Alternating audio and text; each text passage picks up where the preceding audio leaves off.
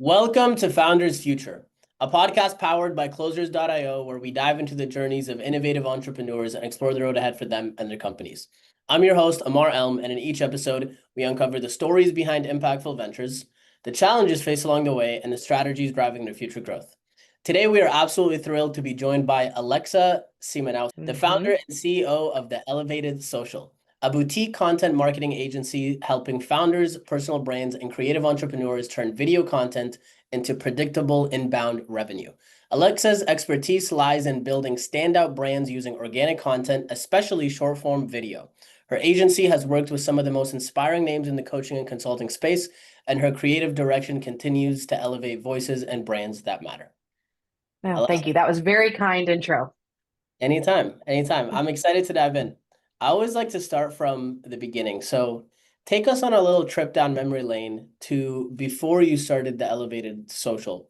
What were you doing beforehand? And then what was really the motivation behind starting the company? Yeah, it's a great question. So I got into marketing in 2018. I actually graduated from a liberal arts school in Washington State with a psychology degree, and my goal was to go into social work, and then realized pretty quickly my emotional capacity for that work. I didn't have the stamina that I think that's such a needed field, and I just was realizing pretty quickly I was maybe not as strong as I would have hoped for when I got into that degree. So I pivoted pretty quickly into marketing, and I've loved it so far. 2018 started in marketing, specifically with website builds and branding agency on the project management side. So my journey in marketing has started from project management to account management, and then obviously starting my own business. And so I've got to see a lot of different angles of marketing. I think that's what makes starting my own thing has been so successful pretty quickly, because I've gotten to see kind of the nuts and bolts behind a lot of different agencies, how they run, and pick and choose what works best for my situation. Yeah, started in 2018, and then decided to start my own thing because in November of last year, so that would have been 2024, I got let go from an amazing agency based out of New York. Have nothing but respect for what they're doing over there, but just got laid off with, it was a big round of layoffs. I think a lot of people experienced that last year. And so my husband has been pushing me to do my own thing for quite a while, and I think it was just the right nudge after getting laid off of. I didn't want to be in that situation again. I wanted to take a chance Mm. on myself. I felt like I had learned a lot over the years of how I wanted to run things, and so it was a good opportunity to take the leap and bet on myself. And so that's when I decided to open the Elevated Social. Nice, nice. I'm super curious of that transitionary moment. It sounds like you had a good support system behind you, had already been thinking about it for a while. But everybody, or not everybody, but most people experience some sort of limiting beliefs around hmm their own company. So I'm curious for you, when you were making that transition, were there any mental blockages that you were working through, and how did you overcome that? Oh, absolutely. I think I still have that today. I think every founder, CEO still has to overcome every day For sure. betting on yourself. But specifically, I think what took me so long in starting my own thing was the unknown, and the when you're a W-2 employee or a 9 to 5 employee, you feel stable. You feel like, okay, I'm going to get my paycheck every 2 weeks. And so to shift your mindset of, I'm going to take a chance on myself, and whether that's you're in a slow buildup before you quit your 9 to 5, or you just cold turkey quit, you're really betting on your own experience or talent or the way that you market yourself. That's what's going to pay your bills. And it took me a long time to figure out, okay, I do know what I'm talking about. I can be confident in that.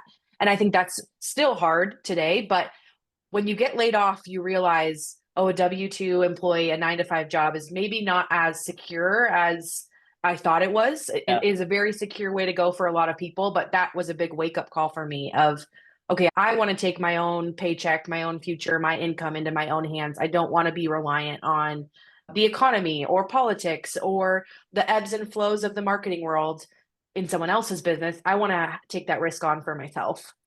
Yeah, that's powerful. It's interesting because a lot of people think that jobs are a lot more secure, and Yeah, obviously it depends, but I would say it's just as risky, especially absolutely. that we see in today's world, all the changes happening, AI nowadays. Right. Yep. It's pretty wild. So let's fast forward to today with the Elevated Social to give the listeners a little bit more context. who would you say is your ideal customer? Who do you love to work with? And then what are the different offers and services that you provide? Yeah. So I love working with small businesses. That's my bread and butter. I think that there is this in my opinion, a misconception of you have to have such a unique niche that if you don't know your specific person right away in your business, then you're not going to be successful. And I just have not found that's not true in my business. I love working with small business owners, pretty general, pretty broad. I think as I grow and as my company grows, as our agency grows, we will probably niche down.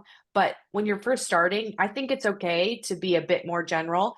I don't want to just work with anyone. I think small business is as specific right now as I want to get. And as I grow and learn about myself and who I want to work with, I'll be able to niche down more. But right now, my ideal client is small business owners, specifically small business owners who know the value of marketing. And I don't need to I want to sell myself and do a good job in that. But if you don't already know that marketing is necessary for your business, then it's probably not a good fit yet. And when you Yes. realize that marketing and social media is necessary for your business, then come on back and let's have a conversation. But right now, small business owners that are bought in on marketing and how it can change your business is my ideal client. And that's who I've been working with so far. And I have three core offers, which I think Okay. that has been where I've seen it really important to niche down in your offers, less than your ideal client when you're first starting. So I offer obviously monthly social media management. So that's my biggest, highest tier offer. And I take on everything in social media comes to me. So a small business owner basically hands over their logins, all their assets, and then they let me run with it. They have approval and all of that stuff, but it really is strategy, content creation, and execution is on our team at the Elevated Social. That's our highest ticket offer. And then obviously with small businesses, we know and understand that that's a lot of money, and not every small business has that income to put into full social media management. So I also offer two lower ticket offers, which I think is really beneficial in my business model. So I offer an Instagram refresh. So that's just where I go through and audit and strategize for the small business or the creator, and then I create templates on Canva for them to use to be able to implement the strategy and the audit on their own. And so that's just a smaller ticket offer, which is great. And then I also offer one-on-one coaching. So that's similar to the refresh, but it's more robust. So you're getting two calls with me, the full thought out strategy and audit templates. And then, like I said, those two calls, which I think is pretty beneficial. Big high ticket offer monthly, and then two that are lower, just one time. I think creates a really good offering for small business owners to be able to pick something that fits with for them. Yeah, that makes perfect sense. And especially because the two lower ticket could be a front end where Absolutely. they get initial value. And then from there, you're like, okay, yeah, this is great, but really what you need is this for Yep. long sustainability. And I get Yep. what you mean when it comes to having them already be bought in on marketing, because there's enough selling that you're going to have to do. And selling on marketing in general is just too big a hill to get over. Absolutely. So a lot Yep. of times it's not even worth it. No, no. Yep. Absolutely. When it comes to client acquisition and bringing in more leads through the door for your agency, what are you currently doing there? Yeah, that's a great question. And I think always a source of headache, I think, for founders and CEOs is how do I keep my pipeline full, especially in the marketing world where you don't know when a client's going to fall off or not want to re-sign. And I do email newsletters, which has been great for lead gen. And then I'm always constantly thinking about what can I offer my audience as like a freebie or a sneak peek into what I offer as an agency to either get them on my email list or open that door for conversation. And then I really use LinkedIn as a Okay. huge lead gen for myself. I love LinkedIn. LinkedIn, I think it's my favorite social media platform for a lot of different reasons. I actually talked about this on my social media platform today, but LinkedIn to me is the kindest social media platform. You're not really going to get a lot of trolls or bullying, which I love. And other platforms you just run the risk of that happening. I think LinkedIn being a professional platform, people are trying to put their best foot forward.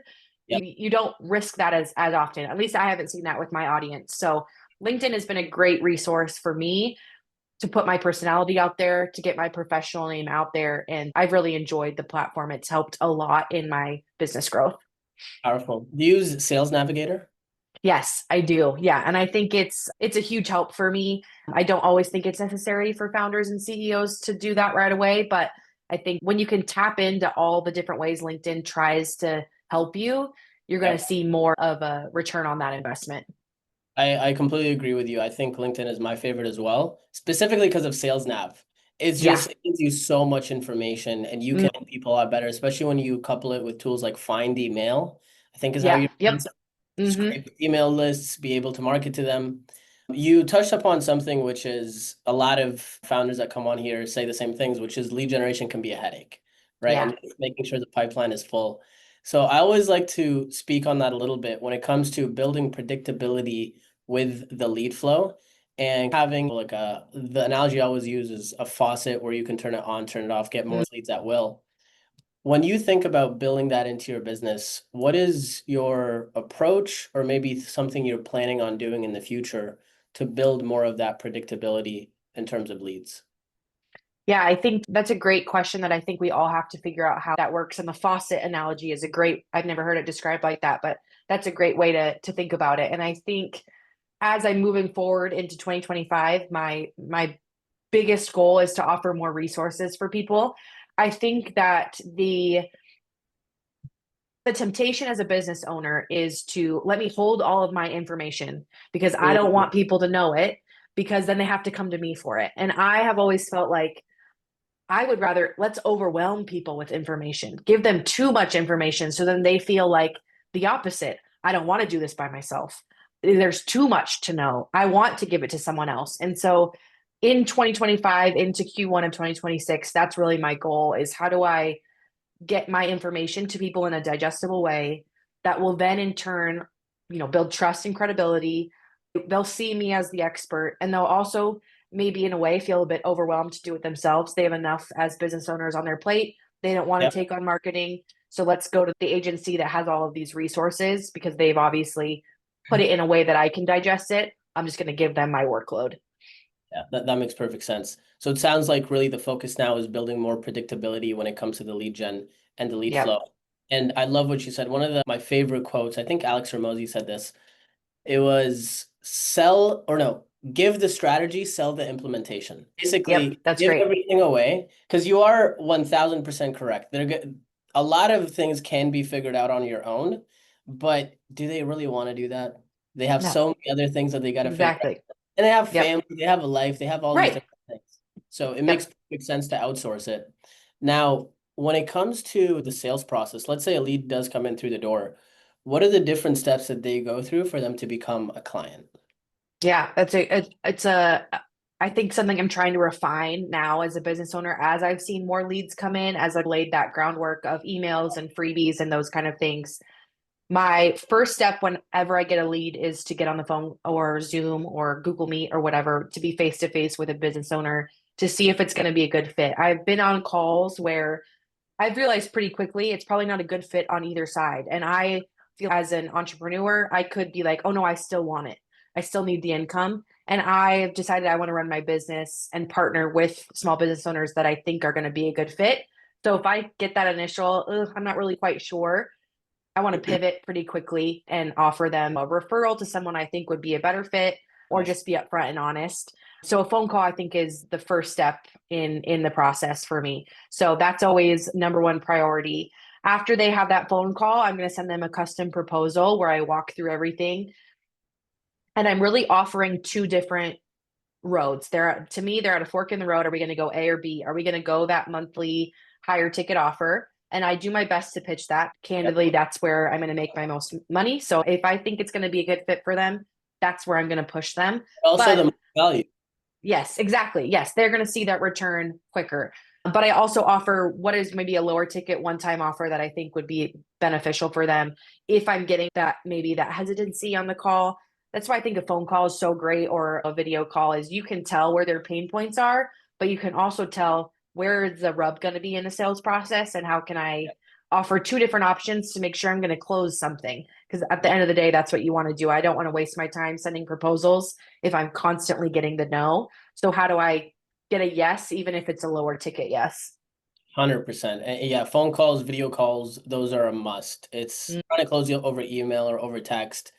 is just not the most efficient. Yeah, absolutely. Yep. It's hard. It's really hard. And it's hard, I think, as a business owner to figure out, do I want to work with this person? If I'm working with someone monthly, that means meetings every other week with me. That's we're slacking and emailing. Maybe they're calling me so much. If I don't like them, if we don't feel that synergy in working together, that's a lot of my time where I'm going to feel that anxiety or that not wanting to have that interaction, and I don't want to do that. That's not worth the money that I'm getting is not worth that anxiety on my side. So I want to figure that out pretty quickly. Do I want to spend time with this person Yeah, in that professional capacity? 100%. When you think of your vision, the future, and really where you want to take the company, let's say over the next 12 to 24 months, are there any specific revenue targets, performance targets? Walk me through what your goals are. Yeah, that's I think as I planned for this year, that has always been a top of mind is I'm a very oriented person. My clients see that I'm constantly looking at KPIs and how can we really strategize to make sure social media and marketing are helping a business reach their goals, but that also is relevant in my own agency. So my biggest goal for this year is I would love for my husband to be able to come work with me. Right now he works in the nonprofit space and he does great work, but I would love to be a dynamic duo and make a team effort in our household. He has the marketing brain more on the operations side and I'm more of the creative. So I think we could be a great team. It's obviously a big risk. Again, we're betting on ourselves as a couple and as a team. And so we want to make sure we do that well. That's responsible and sets our family up well. So that's my biggest goal for the end of 2025 into 2026 is how can I make that a reality for our family to do that? So right now that tangibly looks like we're looking to get 3 to 4 more clients in that monthly marketing retainer. So that's mainly where our goals are focused is in the retainer clients, less in the one-off lower ticket offers. I'll take those when they come and those are still priority to me, but where we're trying to grow and meet those goals is in the monthly retainer clients. 100%. That makes perfect sense. And honestly, from a business perspective, obviously it's more profitable, but from a client success perspective, they will see more results that way. Absolutely. So Yep. pushing them towards that is advantageous for both parties. You're truly creating a win-win. Mhm. Curious, when you think about those goals, what do you feel like are the biggest challenges? I am based in Montana right now, and a lot of my challenge where I'm based I would say Montana is maybe 6 months to a year behind the rest of the world. We're just a little bit slower in the marketing space. And so I feel like if I want to be local, which we've had a lot of discussions as a team of do we want to just stay local in Montana or do we want to expand? There's a lot of amazing things about staying local and being bought into your community. But where I am in Montana, nobody that we're gonna hit that price conversation and it's gonna make everybody cringe a little bit. Yep. So that's been the biggest challenge for me is I Yeah. know my team's worth. I know what we can do as a team. And I don't really want to continue to have the pricing conversation. Yeah. So it's opened up our team's communication of, okay, maybe we shouldn't just stay local in the Montana area. Maybe we need to, because marketing can be done over Zoom or Google Meet. How do Yeah. we market ourselves as a boutique agency to outside of Montana where we're not going to run into that pricing cringe as much as we do when we're in town. And eventually Montana will catch up. We always do. And I'll be here when they do. But until that happens, I think the challenge has been how do I get into these other markets and show the value of my team in not a local setting? Are you thinking about specific markets or are you thinking more nationwide? Nationwide for sure. I wouldn't say that we're not going to say no. We're not going to say no to anyone really as long as it's a good fit. But what we've really been focusing on is in Montana. Bozeman, Montana is probably the closest pricing wise because they are a bit more. There's a lot of out of state people going to move there. So that in Montana is still our focus. And then outside of Montana, we have a really big call to Nashville. And so we've been trying to work in that Nashville market has been a huge priority for us. And then the Colorado space, I think, is another space where we've seen a lot of traction as well. So just trying to figure out communities as a whole and where would we want to be plugged in at? Where do we want to invest our time? And so obviously nationwide is always a great thing. If someone comes from Florida, we're not going to say no if it's a good fit. But where am I putting my ad spend? Where am I putting those kind of things? That's the different area of the US where we're putting our time and money. Got it. Got it. I'm curious if you could go back in time Hmm. and give Alexa, younger Alexa, a piece of advice. So if you were to think when you were first starting the company and give yourself a piece of advice that you wish you knew at that time, Yeah. what would that be? I have two things just popped in my head. I would tell myself in 2018 when I got into marketing, don't wait so long to do your own thing. I think I would have my husband, he'll listen to this, and it was I should have listened to him sooner, which I'm sure he's going to be very excited about. I should have taken a risk on myself sooner because I was so scared that I wish I just would have trusted myself a little bit more sooner. And then when I started the business, I think I sold myself short for quite a while of I was pitching myself, but there was always a caveat of if this doesn't work out, if this doesn't fit. And I think I've learned, and it's a muscle that I'm constantly having to use of I know what I'm doing. So be confident in that. And people are going to respond well to that confidence and that expert knowledge. So that would be my biggest advice for anyone starting. And when I would have started is just trust yourself a little bit more. And the Yeah, things that you don't know, you'll figure out. You don't start your own business unless you're resilient. I think that's a quality among founders is we're pretty resilient. And so what I don't know, I'm going to figure out. And but I'm going to sell people on what I do know. yeah, I love that. What's one tool or resource that's been a game changer for you in your company? Oh, I think every marketer is probably, you're either going to say Adobe or Canva. I'm a Canva user, so Canva is a game changer for sure. ChatGPT has been huge. I was using it today of I have this idea, but I can't, this is not the wording that I want. Can you make this, give me some options for some wording? So AI has been a huge tool for me. I would say it's flawed, so you still need a human touch, but that is a huge help for me for sure. Yeah. I always love this quote of people think AI is going to replace humans, but that's not the case. Humans that are using AI are going to replace humans that are not using AI. Yes, absolutely. Absolutely. I couldn't agree with that more. 100%. It just increases your productivity Yep. 10x. Oh yeah. Oh yeah. And I think that the quality of my work is better because I when I hit that creative block, I have something to help get me out of it quicker rather than before it's okay, I'm going to go on a walk and like hope that I can get myself out of it. And now I have this tool to bridge that gap for me quicker and I'm able to turn around things quicker, do better work for my clients, all of those things. 100%. And I use it for so many different things. One of my favorite, I track my meals. So everything I eat. Oh, smart. Okay. Yeah. Yes. And I'm just like, That's a okay, great idea. that for the rest of the day, where do I need to go? It was so funny earlier. I wanted to just get Popeyes, and I'm like, okay, if I get Popeyes, what should I order? Based off of my macro, Yep. right? Yeah. Yep. What's the best piece of advice you've received, heard, or read around scaling your company? Mm. Trust people that know what they're doing and be able to delegate things that maybe you need to get off your plate. I think that as a founder, I can find myself holding things really closely and tight gripping everything. And when I am more open handed and when I ask for help or when I work with contractors that are amazing and when I work with members on my team and say, hey, I'm hitting this stopgap. How do I do this better? Can you help me? I think that's the biggest. I think that's how I'm going to scale faster is because I am not above asking for help. And so I need to remind myself of that often of how do I use the people in my life or how do I reach out to people who are experts in the field to work together better and not have to hold everything so close. I think that I worked for an agency a couple of years ago and the mindset of the team was it's a scarcity mindset. Not everybody can be in marketing. So we have to hold everything close and we have to do everything ourselves and everything in-house, in-house, in-house. And what I saw was the work got not as good because we were trying to do everything ourselves instead of saying, hey, I'm going to do this one thing really well and ask for help on all the other things. Yeah. And I think that's what I want to do in my agency is do these things really well. And then I'm going to go find killer people to partner with and to grow with together to make it so we're giving our clients the best product that we can.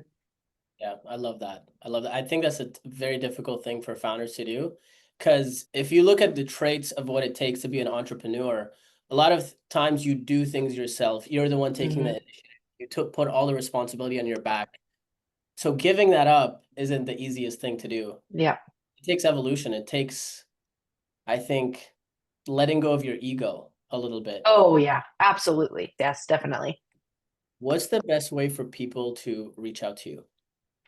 Oh, great question. I would say LinkedIn for sure. That's probably where I spend a lot of my time. And then I'm on Instagram quite a bit. So LinkedIn, it's just Alexa Szymanowski, and the Elevated Social is we're on LinkedIn as well. And then Instagram, I'm the.elevated.social on Instagram. So that's the best way to get a hold of me. And then my websites and all of those things. I'm definitely not somebody who has closed connections. So if you send me a connection request, 9 times out of 10, I'm going to accept it. I want to meet people and get to know people and network on that platform. I think is great, and really encourage people to post their professional wins on LinkedIn because I want to celebrate with them. And so, yeah, I'm on that platform the most out of all the other platforms. Awesome. Any final words before I let you go? No, this was so fun, and I enjoy. I think in as founders, we don't always look back on where we've been to see like the growth of where we are now, and talking with people that understand it like you and in this conversation is makes me appreciate everything that I've done so far and excited for where I have to go. So I appreciate you having me on, and it was really fun. Anytime. The future always looks bright. It's my favorite line. Yes, yes, absolutely. Alexa, thank you so much. Yeah, So thank you. that wraps up another insightful episode of Founders Future. To our listeners, make sure you check out Alexa and the Elevated Social on all platforms. And if you're listening to this, please don't forget to subscribe to Founders Future wherever you listen to your favorite podcasts. And if you're a business owner and you're looking to scale your business and really enhance your sales and marketing efforts, visit closers.io to discover how we can support your growth journey. Until then, keep on climbing.